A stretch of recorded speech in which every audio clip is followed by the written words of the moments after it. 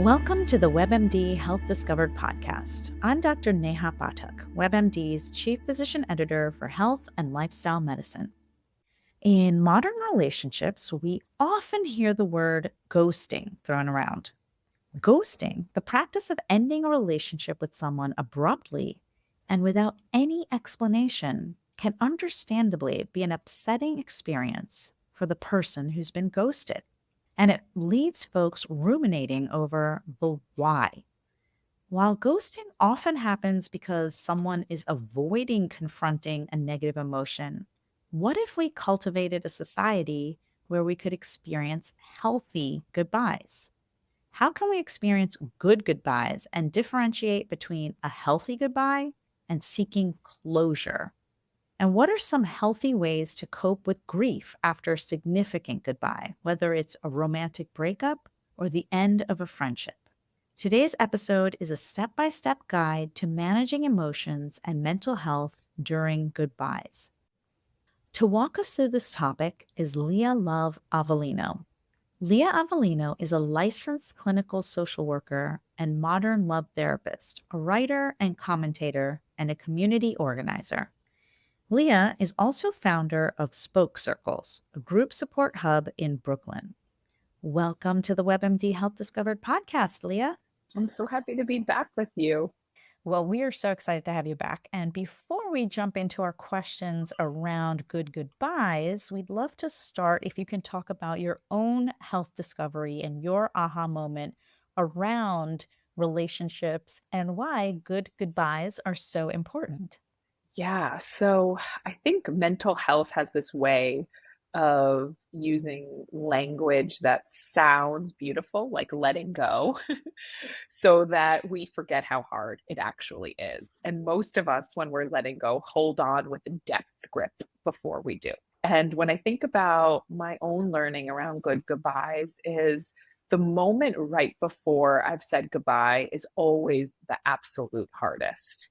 It's the hardest when you finally release into what is coming, what is unknown. I'm thinking about my goodbye to a person, my divorce, just the mulling that went into it beforehand, the back and forth, the uneasiness in my body. And then I think about my goodbyes to my own life as I knew it, as becoming a mom and giving birth in my home, and just noticing I was never going to be the same again. And again, really feeling that pain and that desire to grip harder right before I let go. So really just normalizing that moment before is sometimes the hardest part of the goodbye. So, what's the difference between the way you're sort of conceptualizing a good goodbye versus seeking closure? Are those the same things? How are they different? Yes. So a lot of times our culture uses the word closure when we really mean try to work it out one more time. So let me meet with my ex-boyfriend so that I can see closure, so I can rehash what went wrong, so I could get validation, so I could see if there's anything there. A good goodbye is different because it's actually a true ending. A good goodbye leaves no room for misinterpretation, no question. It's a door closing. And some of those goodbyes might need to be actually stated to another person. And some of those goodbyes really need to just be meditated on with ourselves, getting clear that we are over this process and that some things really do have a beginning, middle, and an end. And American culture hates endings. We do not want things to end. We want to be shocked when they happen. We want to continue to be surprised when elders die. Have patients that come into my office and they're like, okay, I had this loss. My boyfriend left me. Now tell me how I can move on, really. And what I hear in that is just help me not have to feel as much pain as this ending might be loaded with. So let's talk about then the converse of that before we think more about the good goodbye and how to get there. Is just what we typically do, which you're kind of seeing in your practice, you're mentioning, and what a lot of us are talking about are things like ghosting or rehashing or wanting to get out all of the sort of the anger and those hard feelings in that conversation. So why do you think ghosting, let's talk about that one specifically first, has become such a common way of ending relationships, whether it's with our romantic partner, our friends, or even in the workplace, where hearing about that now. Yes. So I think it could be helpful for us to take a step back and look at our general cultural attitude towards endings and then go into things like ghosting, like you're bringing up, or icing out, right? There's all these ways where we try to avoid endings. So America is a death denying culture. We want to get over it, we want to move over it. We don't want to go through it, right? Even language around sickness, we want to fight it. We don't want to be in it. We don't want to go through that. We just want to get out of it, right? Mhm. And so I think that's important to notice because anything that we're trying to avoid ends up having some other negative impact. So, to your example of ghosting, we're living in a time where people want to keep their options open. That's part of the reason why we ghost. I've heard the term stable ambiguity, right? Like, I don't really want to be alone. So I'm going to keep this door open, but I really don't want to be with you. So I'm not going to say goodbye because this will at least give me the choice potentially if I change my mind. But it's actually not creating a culture of openness. It's creating a culture of anxiety where so many of us are living up in our heads and spending all of our energy on guesswork of why we were left, what we did wrong, because the brain evolved to worry. So our goal in our mind is to really predict risk, to figure out how to avoid it. Our brain doesn't want vulnerability. And so we really have to work extra hard when we're ghosted in a way that if we leaned into a good goodbye with confrontation, we would be free to move on. So then, in terms of the person who has been ghosted, as you mentioned, so they're dealing with a lot of anxiety and questions around why. What can someone do if they're on that side, the one who suffered the bad goodbye? So the one who suffered the bad goodbye has to make a commitment to themselves that it's not their job to understand why, which is so hard. That's how we avoid feeling, right? Why did this happen to me? Why didn't it go the way I wanted to do? That's really our brain's clever way of not having to be in what we know, which is this feels like crap. I feel disrespected. So I want to encourage the person that's getting ghosted to really be in the reality of their experience instead of self gaslighting or trying to read the mind of the person that ghosted them. And then for the ghoster themselves, we tell ourselves as ghosters that we don't want to hurt anyone else's feelings, right? That we don't want to cause pain, but really to know that we do cause pain when we are not clear. And actually, you're not trying to not hurt someone else's feelings. You're trying not to activate your own emotion center, right? So if I don't disappoint you, then I don't have to feel that in my own body. And so, really telling ourselves more true stories for the ghoster and the ghosted, I think, is one way out of this kind of toxic pattern. Yeah, and I wonder if you can talk a little bit about the cultural phenomena that we have now, where a lot of our relationships start off virtually and maybe live in this virtual world. A lot of our relationships have started off in this sort of virtual space, and whether or not we've met in person, does that play a role, do you think? And how can we think about connecting more deeply in this virtual space so that ghosting isn't as much of an easy option, like you're saying? Yeah, that's a really great point. It makes me think about how in couples therapy, when each person is saying something negative, I ask them to turn to their partner and to look their partner in the eye while they say that thing. And the reason why I do that is so that both parties can have the experience of something called feeling felt, which we can really only do when we're paying attention. And in this digital age, when we're just dropping a comment on somebody who has a digital persona, but that we don't know, that we don't have to confront the sadness in their eyes, the tension in their body, we don't really get to see the impact of our behavior on another. So I think this digital world is allowing people to not have to take accountability for some of the things that they say or some of the things that they feel. Um, but that doesn't necessarily mean that that's best for relationships, right? We're Yeah. in this new era, but accountability is actually a really helpful part of healthy relationships.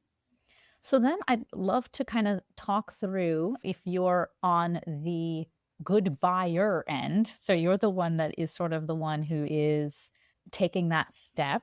How do you prepare yourself emotionally, mentally to have this conversation? As you mentioned, and I think in the last time we talked, you mentioned the term power parting. So, how do you prepare yourself to do that in a way that doesn't involve lashing out at the person, ghosting them if you kind of go in the opposite direction? Yes. So I love that we're doing this because I think one thing that's so hard about goodbyes is no one teaches us how to do that. So we'll go into what the step by step process you can rely on can be. But first, I want to ask people to orient to something called their action tendency. So when humans are under stress, we have something called a stress response. So I have a fight response. So I'm going to fight for the relationship. I'm going to get really proximate. I'm going to want to work out all the details. My husband, on the other hand, has more of a flight response. So he's going to avoid that hard conversation, right? So just orient to how do I handle stress? And why that's important is that's going to help you predict how you're going to handle the goodbye, right? And what's going to be sort of your safe zone. Then I'm going to invite you to contemplate to do the opposite of your action tendency, which is something in dialectical behavioral therapy that we do. So, whatever you would usually do, see what it would be like to actually do the opposite. So, if you want to hide, to what would it be like to confront? And then anticipate that this is going to be hard. I think we're living in a moment in time where there's a hack for everything. Like goodbyes are hard. Transitions bring up anxiety, grief, and fear. And the more we can prepare our nervous system that we're going into a hard conversation, but that it's also the kind thing to do, right? Like I always say, being clear is one of the kindest things that we can do for somebody because it leaves no room for second guessing. It doesn't leave people as a victim, it gives them agency to make choices with that information. So, those are some of the pre work that you can do on your own. And then for the process itself, there's something called power parting, which I learned from Esther Perel. And it's a four-stage process. It's saying, this is what I've experienced with you. This is what I'm taking with me from you. This is what I want you to take from me. And this is what I wish moving forward. So, really clear, emotionally connected, but grounded. And getting to the stage of power parting might take you some time. Like before I've said goodbye, I have to mull, I have to cry, I've got to talk about it with my accountability council, Mhm. get some other perspective. So, none of this has to happen fast, but I want to encourage it to happen. Is there a way to think about power parting with behaviors in a relationship? Yes, that's such a cool question. I've definitely supported people in compassionately looking at the parts of them that have caused themselves or others harm and looking at why that part acted in that way, really looking at examining that part, not avoiding that part, owning with the other person the impact that that part had on the relationship and the harm that it's called. And then allowing the other person to express their emotions about being hurt by that part. And then, yeah, saying goodbye. Or what I like to say is, I'm going to put you in the back seat, not the driver's seat of my life. And I think that's another really good point about goodbyes is like some goodbyes are goodbye for now, some goodbyes are goodbye forever. And you sort of have to decide how you want to relate to that part. But I think what's a little bit different with saying goodbye to parts of ourselves is that we don't want any parts of ourselves to be shut out or shut down. That tends to have an opposite effect where that part will like rear its head. For Mm. example, if we're saying like, I hate that alcoholic part, she needs to go away, right? Then that part's going to feel really shamed. But more saying that part, I see why you behave that way, but it's still not okay. And that part isn't welcome in our relationship.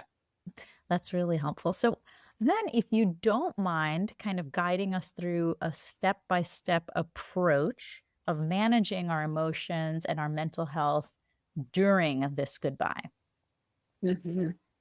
So, the first thing that I like to do is make sure that you have a community, a person, someone that you can bounce these ideas off of, bear witness to your experience.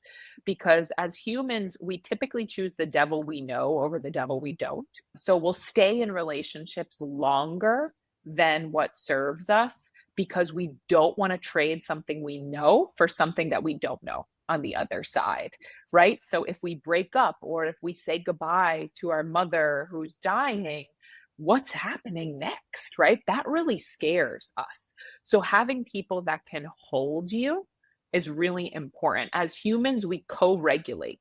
So if you're going into an experience that's dysregulating, like a goodbye, who are you going to come back to? That's your safe space. The next thing that I want to encourage you to do is ritualize the ending.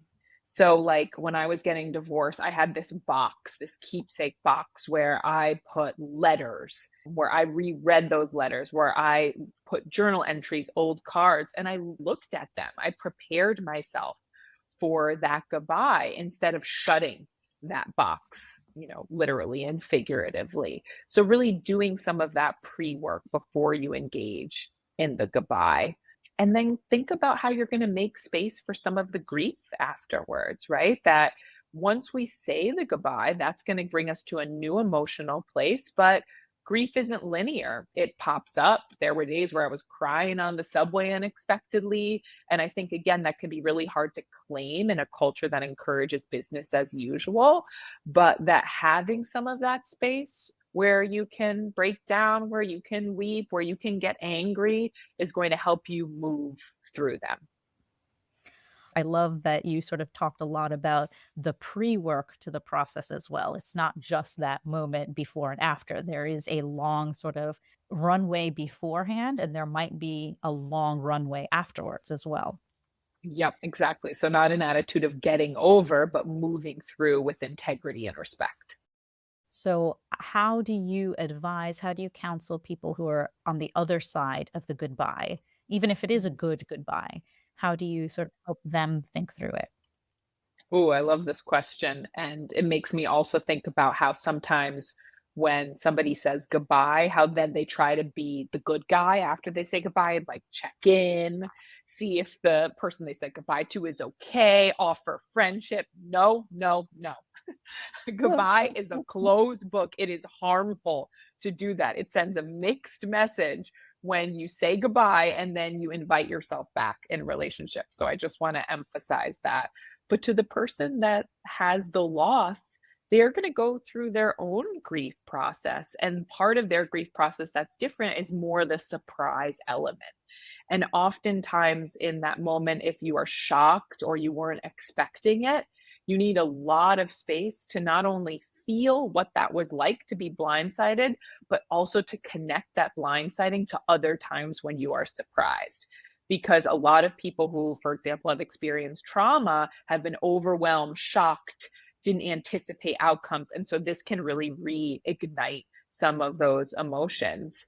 But I really like to hold vigil to that space and really milk it. What was this like for you? How did it feel to be surprised? What do you wish you could have said? So even if you don't actually say that to the person that said goodbye to you, exploring what you wish, what could have happened, what would have happened if you had more agency is still a worthwhile process to do.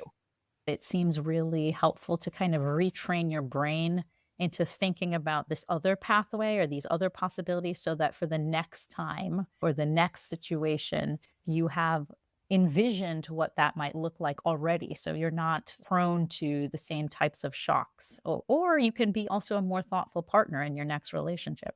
Yeah, and also that if we think about one of the definitions of trauma, which is an inability to complete an action at the time of event, goodbyes can be really overwhelming for people because they don't get to express what they want. So, really getting to express that in therapy or with your friends that, like, I wanted to be the one to say goodbye, or how could you do this after bringing me through the ringer? Like, any of those things that deserves to be expressed so it doesn't get trapped in your body. It just, to our point about closure, doesn't need to be worked out with the person that said goodbye, which is, I think, the cultural distinction that I notice comes up a lot for people.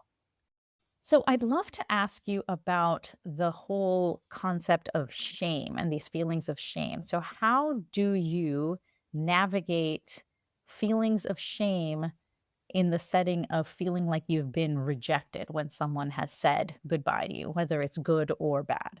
Yeah, I mean, I think really honoring that shame. So we want to be chosen. We wanna feel like we belong, we wanna feel safe in relationships, and rejection just always really stings because it taps into worth wounds. Do I matter? How much do I matter? I guess I don't matter. I could have been better, right? So we go to this kind of maybe younger place that we feel like we are not enough. And what I really like to do is as quickly as we can replace that judgment narrative with curiosity of like, wow, I feel rejected, therefore I feel wounded. Why am I beating myself up more? Right. And shame can have a really punishing effect. It keeps us kind of stuck in this more negative relationship with ourselves. So the quicker we can look at what is it like to be rejected, notice the facts, not the judgments, the less impact that shame has over us, and noticing that it's probably about older wounds that might still need to be healed, not about the person dumping you in the present. Yeah. And this really kind of resonates with me with regard to something my father always says and has said since childhood is that when something like this happens, a friendship falls apart, first ask yourself, this gets to your point about curiosity, do you feel like some of what is being said or some of the feelings or some of the reasons are accurate? If so, is there anything you can fix in yourself about your behavior? And then secondly, what of what you're hearing or the reasons it fell apart are really not accurate? You honestly can ask yourself these questions. They're not accurate. Then you have to sort of just accept that this is over and be able to move through it. Those two questions have helped me a lot over life because it also gives you, like, to your point, agency over what can I actually improve? Can I use this as a learning opportunity for the future? Yes, and so that's such a good point because I feel like when we're rejected, we're so focused on that person that didn't like us enough that we don't even get in touch. Did I like me in this relationship? Do I even like this other person? Right? Especially if we come from a social identity where we had to read the room a little bit more instead of reading ourselves. And so instead of focusing just on what did that person feel about me, as I love your point of like, how do I feel about me? How did I feel about them? Centering our own experience. I love to close the episode with a bite sized action item to help create sustainable change in the lives of anyone who's listening today. Could you give some advice to someone who's struggling with saying goodbye? And what would that advice look like? I want to remind you that a good goodbye is often confronting, it's often evocative, it often brings up big emotions, but that might mean you're doing it right instead of avoiding it and letting some of those feelings either affect and harm you in the future or leaving somebody else in a state of unknown, having to give their energy towards guessing instead of healing. Sometimes the hard path is the best and most rewarding path, and it's never too late to say goodbye. There's been times where I handled goodbyes poorly, and then I went back and wrote letters and just did my part in the right way because it was really important to me to leave relationships with integrity. Thank you so, so much. I really appreciate your time and this conversation. Thank you for having me. We've talked with Leah Avellino about good goodbyes. We've talked to her about strategies and a step by step approach of honoring our own feelings, but also honoring the person we might want to say goodbye to. And I am taking home a lot of the advice that you've given us. So thank you so much. To find out more information about Leah Avellino, visit leahloveavellino.com and we'll have a link in our show notes. Thank you so much for listening. Please take a moment to follow, rate, and review this podcast on your favorite listening platform. If you'd like to send me an email about topics you're interested in or questions for future guests, please send me a note at webmdpodcast@webmd.net. This is Dr. Neha Parthak for the WebMD Health Discovered podcast.